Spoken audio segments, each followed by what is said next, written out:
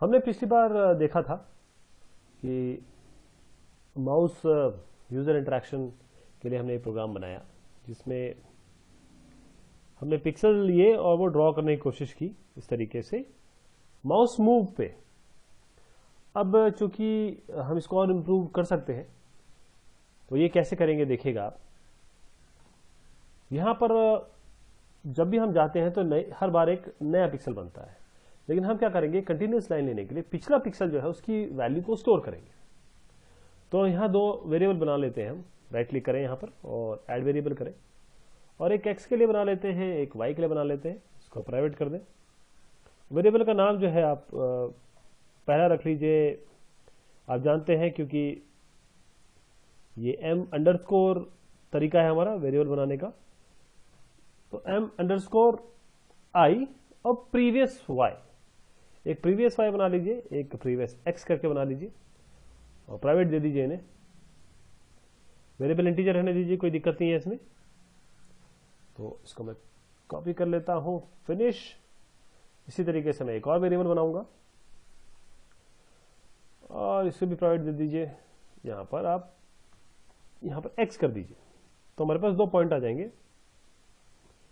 x और y। ये variable को स्टोर, ये पॉइंट्स को स्टोर करेंगे वेरिएबल्स। दो हमारे पास वेरिएबल बन गए। अब हम अपने माउस मूव में जाते हैं। हमको ये माउस dlg.cpp में मिलेगा, हम इसी पे काम कर रहे हैं अभी फिलहाल। और ये हमने कोड बनाया था। इस कोड में हम जो फेरबदल करेंगे वो ये है कि हम सेट पिक्सल की जगह, मतलब एक एक जगह जब भी क्लिक करें तो पिक्सल डालने की जगह हम यहां पर लाइन ड्रॉ करेंगे और प्रीवियस पॉइंट से करंट पॉइंट तक। तो लाइन ड्रॉ करने के लिए हमारे पास मूव टू फंक्शन है। तो डीसी डिवाइस कॉन्टेक्स्ट लेंगे और मूव टू करेंगे और क्या लेंगे, एक्स और वाई, प्रीवियस एक्स वाई से अभी वाई तक। और कहां तक बनाएंगे, मूव टू। और लाइन बनाने के लिए हमारे पास एक पॉइंट से दूसरे पॉइंट के लिए मूव टू, लाइन बनाने के लिए लाइन टू। तो इस पॉइंट से इस पॉइंट तक लाइन आपकी बन जाएगी। और फिर आपकी जो करंट पोजीशन है उसको भी सेव करने पड़ेगा नेक्स्ट के लिए। तो उसके लिए हमारे पास क्या करना पड़ेगा, जो पॉइंट डॉट एक्स है उसको असाइन करना पड़ेगा हर बार जब ये काम, ये दोनों लाइन हो जाएंगी ना, ये दोनों लाइन होने के बाद हमको पॉइंट एक्स को असाइन करना पड़ेगा, क्योंकि ये तो टेम्परेरी वेरिएबल है इसलिए बनाया गया है कि हर बार एक नई वैल्यू ले। इसी तरीके से जो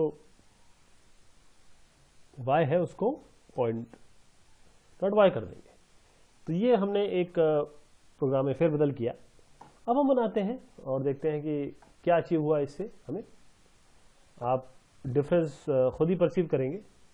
देखिए, ये देखिए मैंने यहां लाया, अब मैं इधर लाऊंगा, मैं क्लिक करूंगा तो इसकी पिछली पॉइंट से इस पॉइंट तक लाइन ड्रॉ कर देगा।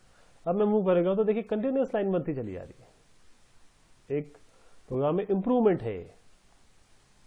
तो इस तरीके से माउस मूव को और इसके साथ एक लाइन ड्रॉ को हम कनेक्ट करते हैं और यूजर इंटरेक्शन को अचीव करते हैं। अब इसमें एक और चीज है, आप थोड़ा और इसको और सुंदर बना सकते हैं। कैसे कि आप जब लेफ्ट बटन डाउन करते हैं तभी आप वैल्यू देखिए। अब ये मैंने ये किया ना, तो देखिए किस तरीके से ये टूट के आ रहा है। ये देखिए, देख रहे हैं आप। इसको और थोड़ा सा और बढ़िया करेंगे किस तरीके से। मैं इस डायलॉग में जाता हूं और इसकी प्रॉपर्टीज पे जाता हूं और यहां पर मैं ढूंढूंगा L button down, on L button down, ये मुझे ढूंढना पड़ेगा यहां पर। और फिर यहां से ये जो एल बटन डाउन है इसको ऐड कर लेता हूं।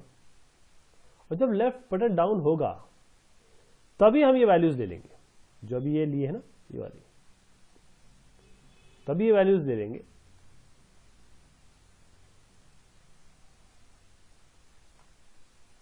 और फिर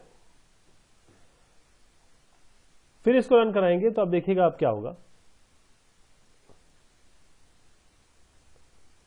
ये देखिए आप, अब आपको एक ये जो लाइन है ये इससे कनेक्टेड नहीं है, ये सब डिफरेंट लाइन है। जब तक आप दबाते रहेंगे तब तक बनती रहेंगी और जैसे ही छोड़ेंगे ये हट जाएगी। फिर मैं दबा रहा हूं, फिर बन रही है।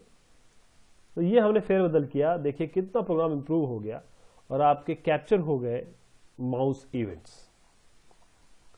तो और आप प्रैक्टिस कर सकते हैं, ये तरीका है। इस तरीके से अगर आप कीबोर्ड को भी कैप्चर करते हैं तो आपके पास ऑन की डाउन पे आप कुछ कर सकते हैं, ऑन की अप पे कर सकते हैं, और तरीका बिल्कुल इसी तरीके से रहेगा। वहाँ पर बस आपको कुछ इनिट डायलॉग में चेंज करने पड़ सकते हैं, और बाकी फंक्शन में अगर आपको करना है ऑन तो आप की डाउन की आप इस तरीके से कर सकते हैं। कुछ फंक्शन उसमें लिमिटेड है। बहुत शुक्रिया, बहुत मेहरबानी आपकी।